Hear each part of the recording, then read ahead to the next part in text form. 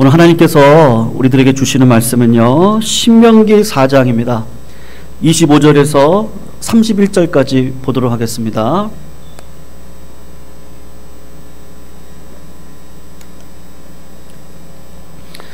신명기 4장 25절에서 31절 우리 같이 교독으로 읽고요, 마지막 31절은 같이 읽도록 하겠습니다. 25절에서 31절 구약 267쪽에 있습니다. 25절 제가 읽습니다. 내가 그 땅에서 아들을 낳고 손자를 얻으며 오래 살 때 만일 스스로 부패하여 무슨 형상의 우상이든지 조각하여 내 하나님 여호와 앞에 악을 행함으로 그의 노를 일으키면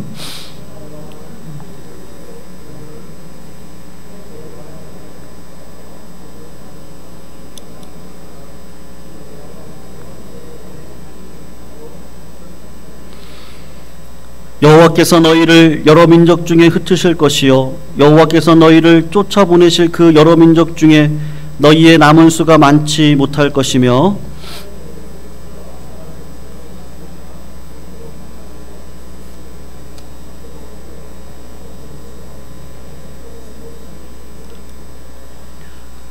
그러나 내가 거기서 내 하나님 여호와를 찾게 되리니 만일 마음을 다하고 뜻을 다하여 그를 찾으면 만나리라.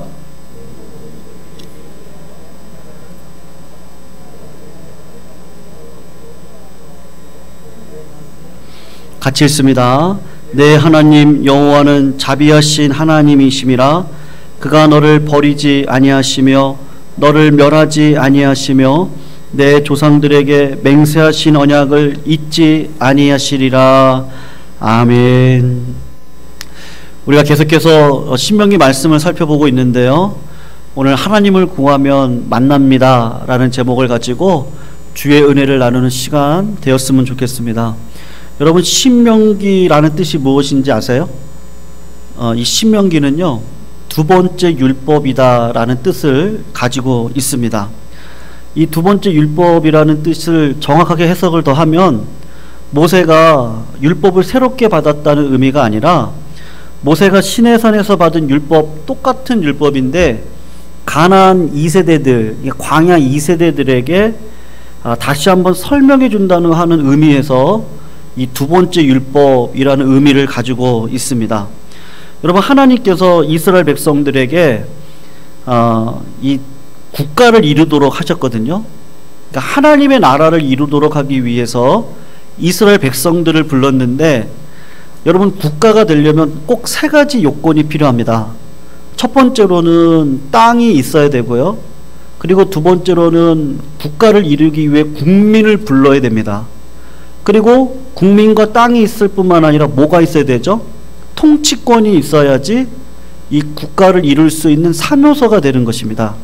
그러니까 하나님께서 가나안 땅을 허락하시고, 그리고 땅의 주인인 이스라엘 백성들을 불러 모으시다가 통치권을 주시는데 뭘로 주시는 거예요? 율법으로 주시는 겁니다. 그러니까 율법과 땅은 상당히 관련이 되어져 있는데, 이스라엘 백성들이, 우리 기독교 안에 어떤 분들은 기독교가 너무 기복적이다 그렇게 말씀을 하셔서 비판을 하시는 경우들이 있지만, 기복적으로 흘렀던 거에 대한 잘못도 있습니다만 기독교가 기복주의가 없는 건 아닙니다. 여러분, 하나님께서 분명히 신명기 말씀을 통해서 저희들에게 주시는 게 무엇이냐면요, 율법을 순종하고 살면 형통합니다. 믿으시죠? 우리가 하나님 말씀대로 믿음으로 살아가면요, 반드시 하나님께서 복을 주십니다. 믿으시기를 축원합니다. 하나님께서 우리들에게 믿음으로 살아가는 자에게는 반드시 복을 주세요. 그러나 율법에 불순종하고 그 땅에서 온갖 불순종의 삶을 살아가다 보면 재난이 임하게 되고 결국은 그 땅에서 추방하게 될 것이다. 그것이 오늘 본문에서 하고 있는 말씀인 겁니다.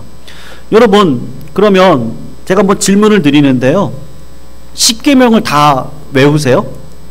어떠세요? 십계명을 다 외우십니까? 저는 신학교 다닐 때 이렇게 외웠는데, 일신, 그 다음에 이상, 삼망, 사안, 오부, 6살, 7간, 8도, 국어, 그 다음에 10탐 이렇게 외웠어요.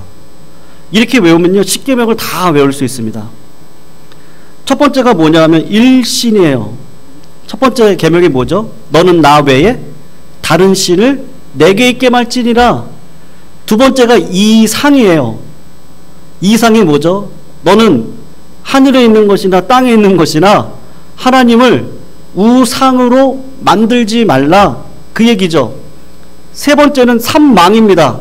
여호와의 이름을 망령되이 일컫지 말라. 그리고 사안, 네 번째 계명은 뭐야? 안식일을 기억해서 거룩히 지켜라. 이 첫 번째부터 네 번째 계명이 하나님에 대한 계명이죠. 그리고 다섯 번째부터 열 번째 계명이 인간과 관계 속에서 있는 계명인데, 다섯 번째 계명이 오부입니다. 내 부모를 공경하라. 6살, 여섯 번째 계명은 뭐예요? 살인하지 말라. 7간, 일곱 번째 계명은 간음하지 말라. 8도, 여덟 번째 계명은 도적질하지 말라. 국어, 아홉 번째 계명은요, 내 이웃을 향하여 거짓 증거하지 말아라. 그리고 10탐, 탐하지 말아라. 뭐를요? 내 이웃의 아내나 집을 탐내지 말라. 그게 10계명의 열 번째 계명인데, 제가 하는 방식으로 외우면요 금방 외웁니다. 여러분, 구원을 받는 건 예수 그리스도를 믿음으로입니다. 그런데 예수 그리스도를 믿고 구원받는 이 백성들이 삶의 현장에서 형통하고 복을 누리는 삶은 어떻게 하냐 하면 이 10계명에 달려있다고 주님이 분명히 말씀을 하고 있습니다. 한번 생각해 보십시오. 우상을 숭배하고 부모님께 불효하고 살인하는 사람이 이 땅 가운데서 잘 살 수 있습니까? 절대로 그런 법은 없습니다. 율법대로 순종하고 살아가는 자에게 하나님께서 복을 주시는 것이죠. 그래서 여러분, 오늘 말씀은 율법을 지니고 있는 가치에 대해서 사실은 이야기를 하고 있는데, 우리가 읽진 않았는데요, 오늘 4장 1절을 잠깐 보시면요 성도님들, 거기서 뭐라고 이야기하냐면, 이스라엘아 이제 내가 너희에게 가르치는 규례와 법도를 듣고 준행하라. 그리하면 어떻게 한다 그러죠? 너희가 산다. 너희 조상의 하나님 여호와께서 너에게 주시는 땅에 들어가서 그거를 얻는다. 그렇게 말씀을 하고 있어요. 여러분, 하나님께서 우리들에게 율법을 주신 이유가 뭐예요? 살리기 위해서죠. 죽이기 위해서 주시는 법은 한 번도 없습니다. 율법을 깨닫는 자들이 있습니다. 성령의 은혜를 통해서. 그래서 9절 말씀을 잠깐 보시면 뭐라고 얘기하면, 오직 너는 스스로 상가고 내 마음을 힘써 지켜라. 그러면 내가 눈으로 본 그 일을 잊어버리지 말라. 내가 생존하는 날 동안에 그 일들이 내 마음에 떠나지 않도록 조심하라. 이 마음이라는 단어를 쓰고 있는데요, 어릴 적에요, 우리 은퇴 권사님이 되셨던 연세가 있으신 우리 어르신들을 뵈면 제가 참 놀라운 것 중에 하나가 뭐였냐면요, 성령을 충만하게 받으셨어요. 근데 글자를 모르세요. 글자를 모르는데 뭐는 아는지 아세요? 분별력은 뛰어나세요. 뭐가 은혜인지를 알아요. 뭐가 축복받는 길인지를 아세요. 그 지혜를 이렇게 듣고 있으면 참, 아내나 저도 그런데 우리 교회 와가지고 어르신들하고 이런저런 이야기를 많이 하는데 참 얻는 유익이 많습니다. 어르신들을 통해서 백발이 영광이라고 주님이 잠언에서 말씀하셨는데, 그 하늘의 지혜를 얻을 수 있는데 그게 어른들을 통해서 얻더라고요. 근데 자세히 보면요, 세상적으로 신학 공부하신 분도 아니거든요. 그냥 성령 받고 하나님이 주신 은혜, 그 지혜를 가지고 기도하다 보니까 하나님이 깨닫게 하셔서요, 복 받는 길을 알게 하시고 그 복으로 걸어갈 수 있도록 우리를 자꾸 인도해 가시는데, 그 말을 듣고 보면, 시간 지내놓고 보면 그게 진짜 복 받는 길이었더라고요. 그러니까 신앙이 여러분 공부한다고 됩니까? 공부하면 어느 정도 유익은 있습니다만, 진짜 신앙은 본대로 하는 게 진짜 유익이죠. 어릴 적 부모님들이 어떻게 신앙생활 했는지, 여러분, 왜 신앙의 계대가 중요하죠? 물론 그것이 인간적으로 중요할 수도 있고 아닐 수도 있습니다. 1대가 복이 될 수도 있습니다. 근데 왜 4대, 5대가 복일 수도 있는 가능성이 더 많습니까? 부모님의 역사를 통해서 결정적일 때요, 교회 일이 그렇습니다. 꼭 결정적일 때 어떤 선택을 하는가가 보고 자녀들이 따라합니다. 근데 그 근거를 놓고 보면 율법을 통해서예요. 사랑의 관점 쪽에서 또 포용의 관점 속에서, 오래 참음의 관점 속에서 우리 부모의 세대들이 올바른 것들을 선택하고 걸어갈 때 그 부모를 따라가는 자녀들이 배우는 거 아니겠습니까? 그래서 오늘 본문 9절을 보면 너는 그 일들을 내 아들들과 내 손자들에게 알게 해라. 여러분, 어떻게 알게 하겠습니까? 우리가 자녀들을 교육시켜보지만 말로 한다고 되나요?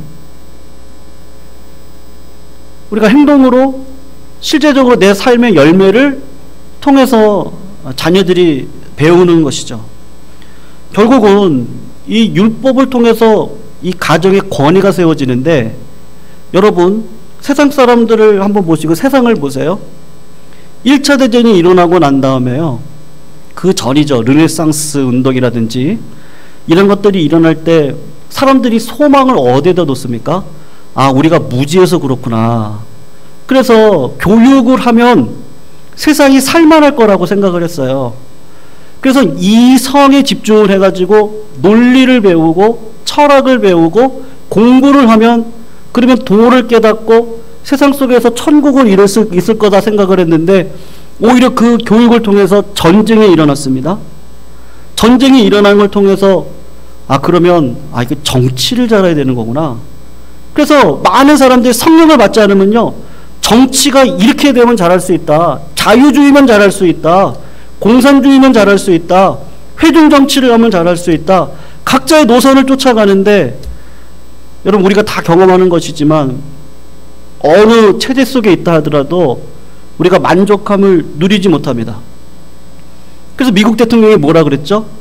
문제는 경제야. 그렇게 말했던 대통령이 있었습니다. 문제는 경제라고. 국민이 원하는 건 경제라고. 근데 경제를 부유하게 하려고 했더니 어떤 일이 벌어집니까? 가난한 자들은 더 가난해지는 일들이 벌어지죠. 그래서 우리나라에서 어떤 일이 있었죠? 사람이 먼저다. 여러분, 진짜 사람이 먼저입니까? 이 땅은 죄악이 가득하기 때문에요, 사람이 먼저다 하고 하는데 그 좋은 뜻 가운데서도 불협화음이 일어나는 것이죠. 그러니까 세상의 구심점을요, 사람들은 자꾸 착각을 합니다. 공부를 열심히 하고 교육을 하면 거기에 구심점이 생길 거라고 하는데 오히려 분열이 되어져요. 정치가가 잘 세워지면 될 것 같은데 아무리 정치가가 잘 세워져도요, 지금 뭐 3단계가 되느니 마느니, 아까 형진이가 그러더라고요. 지금 백화점 매출은요, 주말 매출처럼 지금 평일날도 그렇게 된대요. 많은 사람들이 음식점, 카페를 못 가니까요, 지금 다 백화점에 가 있대요. 그런데 뭐 정부는 뭐 3단계를 하냐 안 하냐, 어떤 사람은 해야 된다 그러고 어떤 사람은 안 해야 된다 그러고, 정치가들도 머리가 아플 것 같아요. 경제 때문이라고 그러고, 경제보다도 사람이 중요하지 않냐 그러고, 그래서 3단계로 가야 되지 않냐, 아니다 경제가 중요하니까 조금 참아야 된다. 지금 이 나라가요, 얼마나 분열이 되고 갈등이 되어져 있는지 아십니까? 구심점이 없어요. 젊은이들이 어디다 낙을 누리지 못하니까 구심점을 스포츠에다가 삼고 있습니다. 게임에다가 삼고 있습니다. SNS에다가 삼고 걸어가고 있는 이 세대 속에서 하나님께서 진짜 구심점이 무엇이냐면 하나님의 말씀이다, 율법이다, 그렇게 말씀을 하고 계시는 것이죠. 그래서 성도님, 오늘 6절을 보면 너희가 지켜 행하라, 그리함은 열국 앞에 너희의 지혜고 너희의 지식이다. 진짜 구심점은 하나님의 나라를 이 땅 가운데 이룰 수 있는 율법을 가지고 이 땅을 살아가는 그 백성들을 통하여서 진짜 구심점이 생길 수 있다, 그렇게 말씀을 하고 있는 거예요. 그런데 여러분, 오늘 본문을 보시면요, 그럼 우리가 십계명을 잘 알고 있습니다. 그런데 십계명을 따라서 잘 살 수 있는 존재가 있습니까? 인간의 죄성이 하나님의 이런 율법을 거절하고 거부하고 살아가고 있습니다. 어긋난 길로 걸어갈 때가 참 많이 있죠. 여러분, 이 마태복음에 가서 보면 5장부터 7장까지가 산상수훈인데, 예수님께서 이 십계명을 재해석해가지고 산상수훈으로 다시 말씀하셨습니다. 근데 거기서 중간에 딱 뭐라고 이야기하시냐면, 내가 율법이나 선지자를 폐하러 온 것이 아니라 완전하게 하기 위해서 왔다, 그러면서 율법의 정신에 대해서 이야기를 해요. 오늘 본문하고 똑같은 논리 속에서 주님이 이야기를 하는데, 여러분, 주님이 뭐라 그러죠? 우리를 세상의 빛과 소금으로서 살아가야 된다고 얘기를 합니다. 살인하지 말라 그래요. 근데 주님은 어떠한 것도 살인한 거라 그러죠? 미워하는 것도 살인이라고 그래요. 십계명에서는 간음하지 말라고 이야기를 합니다. 근데 주님은 음란한 마음을 품고 여자를 바라본 것도 간음이라고 말을 하고 있습니다. 여러분, 기도는 골방에 들어가서 남들이 보지 않는 데서 기도하라 그래요. 너의 들보를 보지 못하고 너의 남의 티를 보고서 비판하고 있는 너희들에게 비판받지 아니하거든 비판하지 말라고 그래요. 맹세를 도무지 하지 말라 그래요. 여러분, 그런 말을 들을 때 오른뺨을 때리거든 왼뺨도 돌려내라. 속옷을 가져가려고 하면 겉옷까지도 줘라. 오리를 가자 그러면 십리를 가라고 하는 그 율법을 재해석해서 이야기를 합니다. 성도님, 우리가 하나님 걱정하지 마세요. 저 잘할 수 있어요. 그럴 수 있는 사람이 있습니까? 그 율법 저는 완벽하게 지킬 수 있습니다. 그렇게 말할 수 있는 사람이 있습니까? 주님이 그거를 알고 계세요. 이스라엘 백성들이 오늘 본문 속에서 그걸 못 지킬 거를 알고 신명기에서 모세가 지금 이야기를 하는 겁니다. 율법을 지키지 못하고 우상을 섬길 때, 이방 땅에서 환난을 당할 때, 그때 너희들이 하나님을 찾을 거야. 하나님을 찾으면 만날 거야. 하나님을 만나면 너희들이 이 땅 가운데 율법을 이룰 수 있는 거룩한 백성이 될 거야. 그러니까 하나님을 찾아라, 구하라. 우리 주님이 7장에 가서, 마태복음 7장에 가서요, 5장, 6장 율법에 대해서 쭉 설명을 하고 난 다음에 7장 7절에 가서 하시는 말씀이 뭐죠? 구하라, 그러면 너에게 주실 것이고, 찾으라, 그러면 찾을 것이고, 문을 두드려라, 그러면 열릴 것이다. 구하는 이가 얻을 것이고, 찾는 이가 찾을 것이고, 두드리는 이에게 반드시 열릴 것이다. 구하고 찾고 두드리는 자에게 뭘 주신다 그러시죠? 누가복음에 보면요, 성령을 선물로 주시지 않겠느냐. 여러분, 율법을 내가 지킬 수 있습니까? 그럴 수 있는 사람은 아무도 없습니다. 이 땅 가운데 아무도 없습니다. 근데 하나님께서 지킬 수 있는 방법을 주시는데, 하나님을 구하면 지킬 수 있대요. 이 땅을 살아가는 저희들에게 능력 있는 신자의 모습은 뭐냐? 여러분, 진짜 기도가 만산 거예요. 하나님을 구하래요. 하나님 앞에 나가서 찾으래요. 기도만 하지 말고 찾으래요. 찾지만 말고 목적지가 딱 정해지면 두드리래요. 하나님의 보좌 앞에 나가서 끊임없이 두드리래요. 그러면 결국은 하나님께서 만나주시겠대요. 우리는 세상 가운데 하나님 나라의 그 통치권을 가지고 살아가야 되는데, 하나님께서 너희들에게 그런 힘이 없어. 그래서 예레미야를 통해서, 에스겔을 통해서 너는 부르짖어라, 부르짖고 찾아라. 그럼 하나님이 너를 만나줄 거야. 에스겔을 보면 그 줄 게 뭐냐면 성령이라고 분명히 말씀하고, 마태복음에 와서 누가복음에 와서 그것이 성령이라고. 이는 힘으로도 안 되고 능으로도 안 되고 오직 주의 영으로 말미암는데, 여러분, 그래서 인생은요, 내 인생이 아닙니다.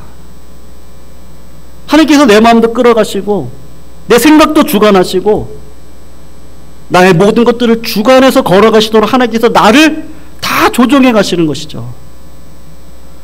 그래서 주님은 오늘도 우리들에게 하나님을 구하라고 말씀을 하세요. 오늘 29절을 보면 어디서 구하라 그래요? 거기서 구하라.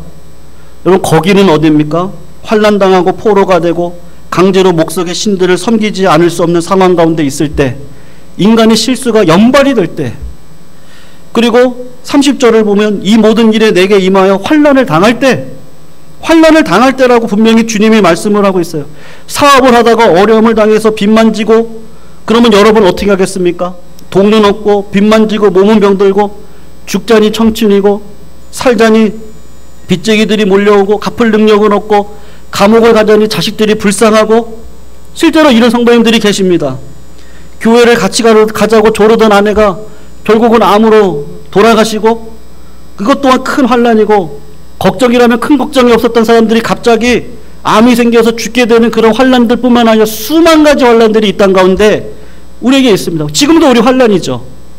생각지도 않았던 코로나를 통해서. 뭘 할 수 있습니까, 우리가? 아무것도 할 수 없습니다. 진짜 할 수 있는 건요, 기도밖에 없더라고요. 하나님을 구하는 것 외에는요, 지금 할 수 있는 게 아무것도 없습니다. 주님은 늘 말씀하고, 환난날에 너는 내게 부르짖어라. 내가 너를 건질 거야. 내가 너를 영화롭게 할 거야. 여러분, 하나님을 체험하는 방법이 뭐예요?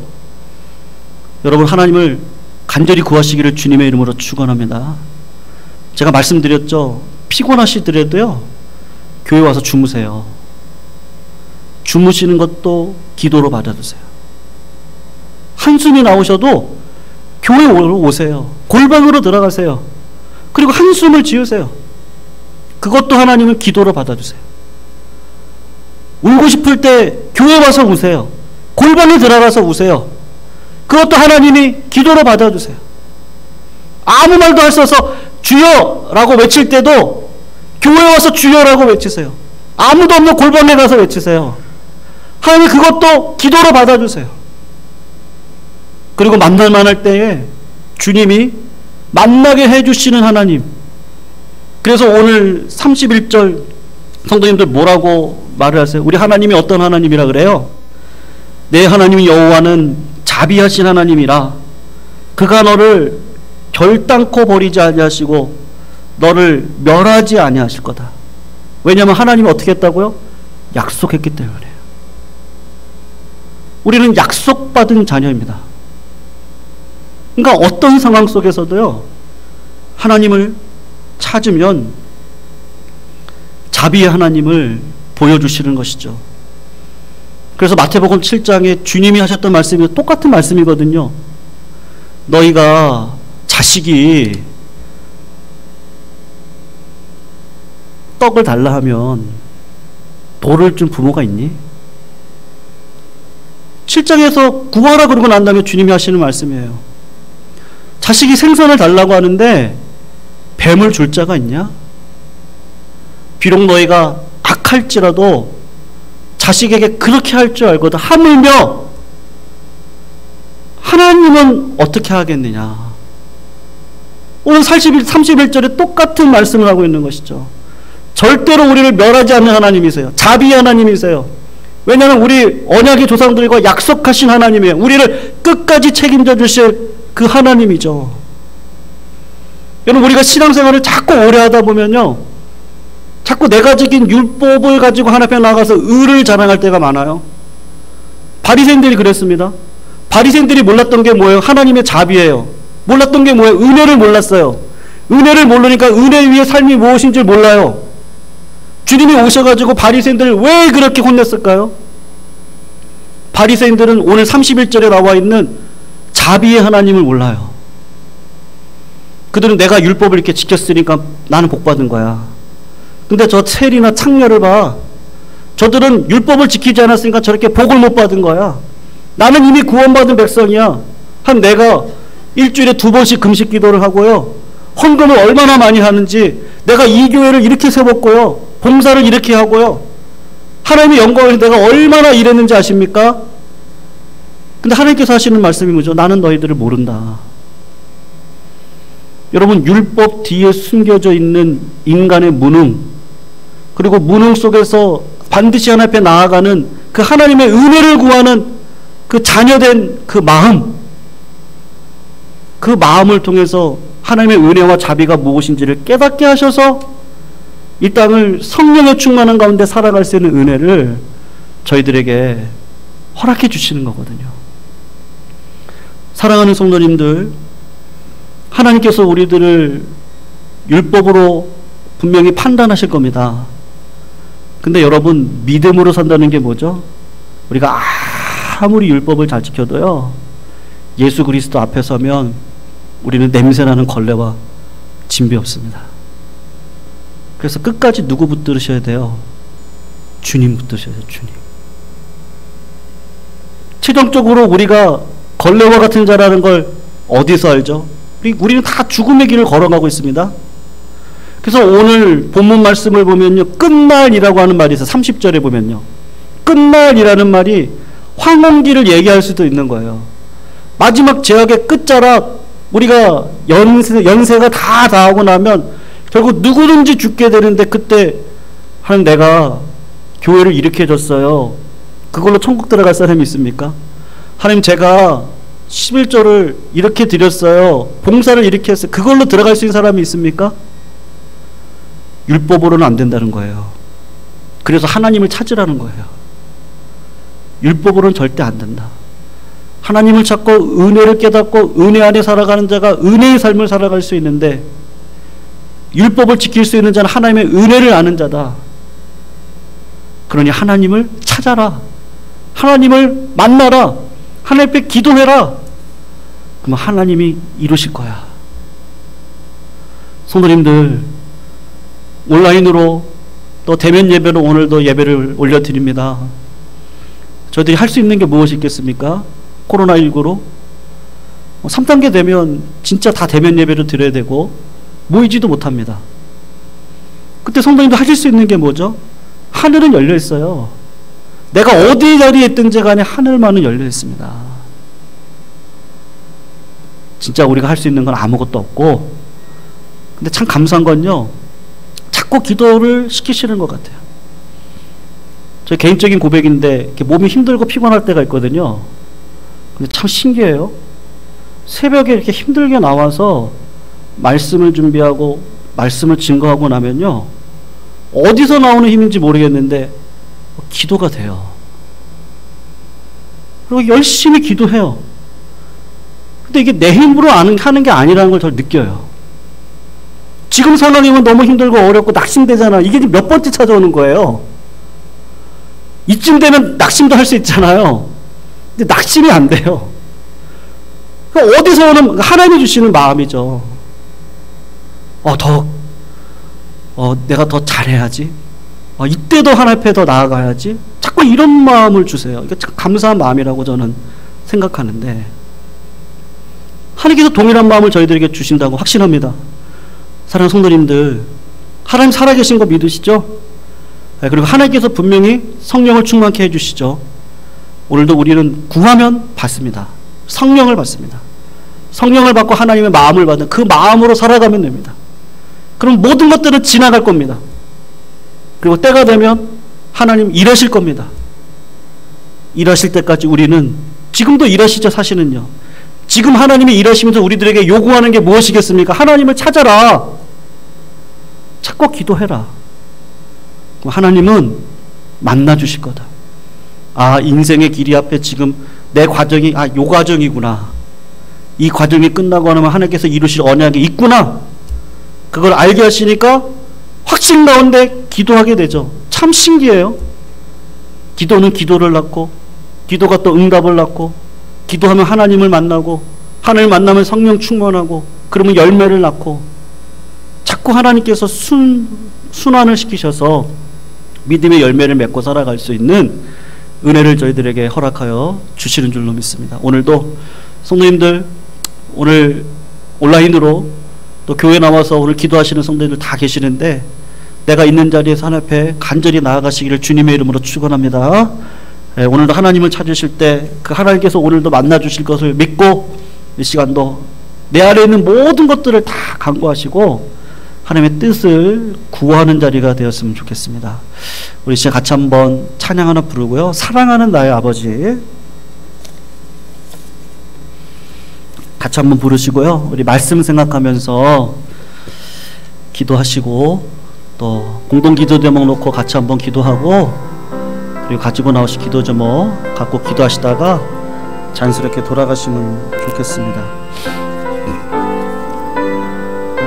사랑하는 나의 아버지, 사랑하는 나의 아버지, 이름 높여드립니다. 주의 나라 찬양 속에 임하시니 능력의 주께 찬송하네. 전능하신 하나님 찬양. 언제나 동일하신 주 전능하신 하나님 찬양. 영원히 다스리네.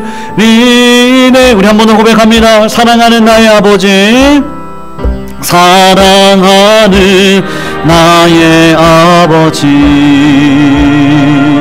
이름 높여드립니다.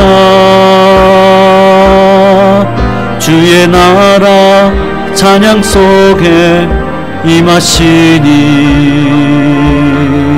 능력의 주께 찬송하네. 전능하신 하나님 찬양. 언제나 동일하신 주 전능하신 하나님 찬양. 영원히 우리 한 번 더 고백합니다. 전능하신 하나님, 전능하신 하나님 찬양. 언제나 동일하신 주 전능하신 하나님 찬양. 영원히 다스리네. 우리 시간 같이 한번 기도할 때요, 우리가 찬양했던 전능하신 하나님은 아브라함의 계시 속에 계셨던 하나님입니다. 이룰 수 없을 것 같은 믿음의 자녀를 전능하신 하나님이 이루어가시겠다고, 그래서 나는 전능한 하나님이다 스스로 계시하신 그 하나님을 아브라함이 받았는데요, 우리들에게도 동일한 은혜가 있는 줄로 믿습니다. 지금 이렇게 힘들고 어려운 생활 속에서 아마 경제적으로 어려운 가운데 있는 우리 가정들이 있을 겁니다. 자녀들을 보면 정말 코로나 때문에 힘들고 어려운 상황 속에서 어떻게 헤쳐가야 될지 기도의 제목들이 있을 것이고요, 또 교회를 바라볼 때도 하나님 어떻게 하시려고 하십니까? 라는 기도의 제목에 절로 나오는 상황 가운데서도 전능하신 하나님을 바라보면 우리는 영원히 하나님을 찬양하고 사랑할 수밖에 없다고 하는 이 고백을 우리는 할 수밖에 없을 것입니다. 오늘도 그런 믿음으로 하나님이 어떤 상황 가운데서도 사방으로 우겨쌈을 당한다 할지라도, 낙심할 일들이 있다 할지라도 하나님께서 하늘문을 열어주셔서 예수 그리스도를 담는 그 질그릇과 같은 백성으로 삶을 우리들 인도하셔서 결국은 살 길을 주시고 피할 길을 주시겠다 말씀해 주십니다. 오늘도 우리 가정 가운데 있는 죄악의 세력들, 마귀의 세력들, 사단의 세력들은 다 예수의 이름으로 물러가게 하시고, 오늘도 주님께서 허락하여 주시는 하늘의 능력만 붙들고 걸어갈 때 하나님 기도 가운데 능력을 허락하여 주셔서 사랑하신 하나님의 거룩하신 능력과 응답의 능력을 오늘도 맛보는 자리가 될 수 있도록 인도해 달라고 이 시간 같이 한번 기도하시고, 가지고 나오신 기도 제목 붙들고 기도하시다가 돌아가시도록 하겠습니다. 우리 같이 하늘편에 기도하며 나아가도록 하겠습니다. 사랑의 하나님, 감사함을 올려드립니다. 오늘도 믿음 안에 걸어가는 저희들에게 하늘의 능력과 은혜를 허락하여 주신 것 감사함을 올려드립니다. 하나님 아버지, 사도 바울과 같이 나의 달려갈 길을 마치고 선한 싸움을 싸우고 믿음을 지켰다고 하는 그 믿음의 고백을 오늘도 감당할 수 있는 저희들 될 수 있도록 주님 아버지 인도하여 주시옵소서. 하나님, 코로나19로 인하여서 이 나라 경제가 어렵고 어려운 경제 속에서 가정들이 어렵고 아버지 가정 속에서 자녀들이 앞길을 어떻게 헤쳐가야 될지 어려운 가운데 있습니다. 뿐만 아니라 우리 한국교회가 어찌 주의 일을 감당할 수 있을지 고민하며 아버지 나아가고 있는 가운데 있습니다. 하나님, 그럼에도 불구하고 이 모든 것도 하나님의 놀라운 계획 가운데 있는 줄로 압니다. 선하신 하나님을 오늘도 의지하고 저희들이 찬양했던 것처럼 동일하신 하나님, 전능하신 하나님을 찬양하며 영원히 다스리시는 것을 알기에 전능하신 하나님께서 나의 삶 가운데 기적을 반드시 베풀어 주실 것을 알고 오늘도 주의 이름을 높이고 찬양하며 감사하며 나아갈 수 있는 믿음의 자리에 우리 모두를 세워 주시옵소서.